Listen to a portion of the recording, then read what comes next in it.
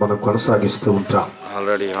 ఆత్మీయ మర్మం దేవుని వాక్యంలో ఉన్నటువంటి ఆధ్యాత్మిక సత్యాలు మనకు అర్థమైనప్పుడు మనకెంతో మేలు, మనకెంతో దీవెన. కనుక మేలు చేసిన వారు జీవ పునరుద్ధానమునకును, కీడు చేసిన వారు తీర్పు పునరుద్ధానమునకును అని చెప్పి దేవుని వాక్యం సెలవిస్తూ ఉంది.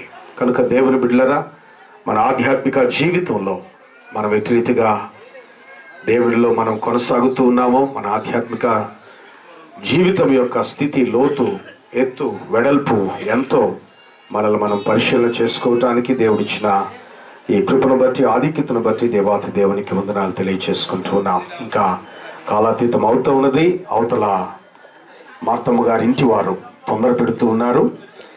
దేవుని మరి చిత్తమైతే త్వరగానే ఈ కార్యక్రమాన్ని మనం ముగించుకోవటానికి మనం ప్రయత్నం చేద్దాం. దేవుని సేవకులు దూర ప్రాంతం నుంచి మన మధ్యకు ప్రయాసపడి రాత్రంతా ప్రయాణం చేసి మన మధ్యకు చేసి ఉన్నారు. అందును బట్టి దేవునికి స్తోత్రాలు. వారు Emmanuel Baptist ministries of India and Asia డైరెక్టర్గా అనేక సంవత్సరాలుగా హైదరాబాద్ మెట్రోపాలిటన్ పట్టణంలో గొప్ప గంభీరమైన సేవను వారు కొనసాగిస్తూ ఉన్నారు. మన భారతదేశంలో అంత మాత్రమే కాకుండా అంతర్జాతీయంగా అనేక దేశాలలో దేవుని పరిచర్యలో బహుబలముగా వాడబడుతూ ఉన్నటువంటి దేవుని సేవకులు రెవరెండ్ డాక్టర్ సుధీర్ మొండితోక గారు. వారు మన మధ్యలో ఉండటం చాలా సంతోషం. అంత మాత్రమే కాకుండా మరి యొక్క దేవుని సేవకులు మరి రెవరెండ్ సుకుమార్ నోవహ్ గారు కూడా వారు మన మధ్యలో ఉన్నారు. వారు కూడా దేవుని పరిచర్యలో మన దేశంలో అంత మాత్రమే కాకుండా ఇతర దేశాల్లో కూడా దేవుని పరిచర్యలో వాడబడుతూ ఉన్నటువంటి దేవుని సేవకులు. వారు మన మధ్యలో ఉండటం చాలా సంతోషం. ఈ సమయంలో వారిని ప్రేమతో ఈ జ్ఞాపకార్థ కూడికలో దైవ వర్తమానాన్ని అందించవలసిందిగా ప్రేమతో ఆహ్వానిస్తున్నాం. దానికంటే ముందు మరి ప్రియులు రెవరెండ్ కత్తి విక్టర్ పాలయ్య గారు, వారు కూడా మరి మదిర పొల సమాజంలో సమావేశం of Telugu Baptist churches Madira field అసోసియేషన్లో కలకోటలో దేవుని సేవ చేస్తూ ఉన్నారు. తల్లి మార్తమ్మ గారి యొక్క సంఘ కాపరి, ఆళ్లపాడు సంఘ కాపరి గారు మన మధ్యలో ఉండటం కూడా చాలా సంతోషం.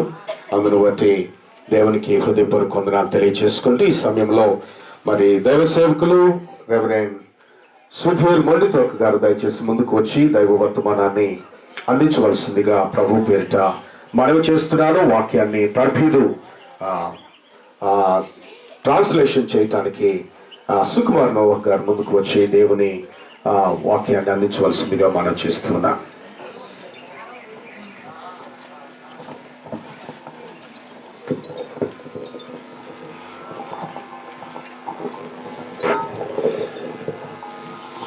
I would like to greet all of you, dear brothers and sisters in Christ, this afternoon. క్రీస్తునందు ప్రియమైనటువంటి సహోదరి సహోదరులైనటువంటి మీ అందరికీ నా శుభాభివందనములు తెలియజేస్తూ ఉన్నాను. It is so amazing to see all of you so eagerly listening to the message which was just now delivered this afternoon. ఇంతకు ముందే అందించబడినటువంటి సందేశమును మీరందరూ కూడా శ్రద్ధగా వినుట చూచినప్పుడు అది ఎంతో ఆశ్చర్యాన్ని కలిగిస్తూ ఉంది. I have heard a few things about Marthamma garu and her pastor from her village, Dr. Katti Vikrupalaya garu is also here. I know him very well since last several years.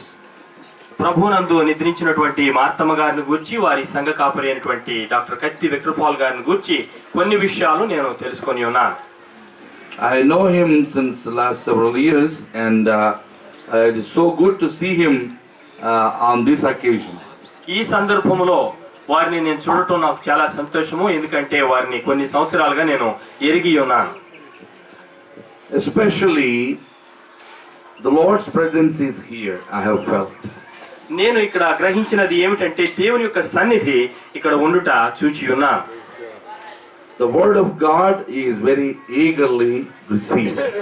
దేవుని యొక్క వాక్యము చాలా శ్రద్ధగా అంగీకరించబడుట నేను చూశాను. Unlike at other places, I have seen so many places and so many people, but the word of God has got preeminence in this place. నేను చాలా ప్రదేశాలు తిరిగి చాలా ప్రదేశాల్లో చూసినప్పుడు ఆ ప్రదేశాలన్నిటికన్నా కూడా ఇక్కడ ఎక్కువగా దేవుని యొక్క వాక్యానికి ప్రాధాన్యత ఇవ్వబడటం చూశాను. మరి దానిని అంగీకరించబడటం కూడా నేను చూస్తూ ఉన్నాను. Amen. Amen. Oh, the Lord's name is glorified here. దేవుని యొక్క నామము ఇక్కడ మహిమపరచబడింది. ప్రభు నామానికి మహిమ కలుగును గాక. ఆమేన్. Hallelujah. Hallelujah. Let us rejoice over the fact that God has called Martha Magaru to his holy presence. Amen. తన యొక్క పరిశుద్ధ సన్నిధికి దేవుడు మార్తమ్మ గారిని పిలుచుకున్నారు అన్న సత్యాన్ని బట్టి మనం ప్రభునందు ఆనందించుదాం. దేవుని స్తోత్రం. Hallelujah. Hallelujah.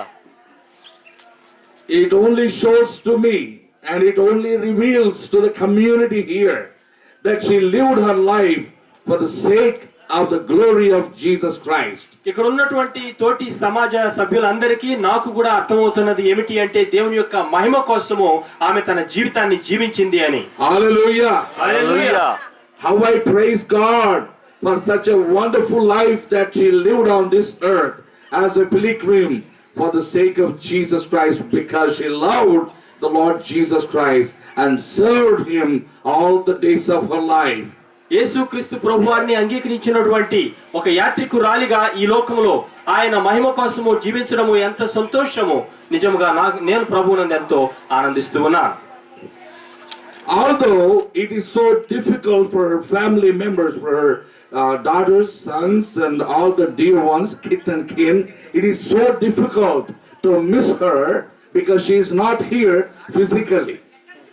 శరీర రీత్యా భౌతికముగా ఆమె మన మధ్యలో లేకపోవడం అనేటటువంటి విషయాన్ని అర్థం చేసుకోవడానికి వారి కుటుంబ సభ్యులు, కుమారులు,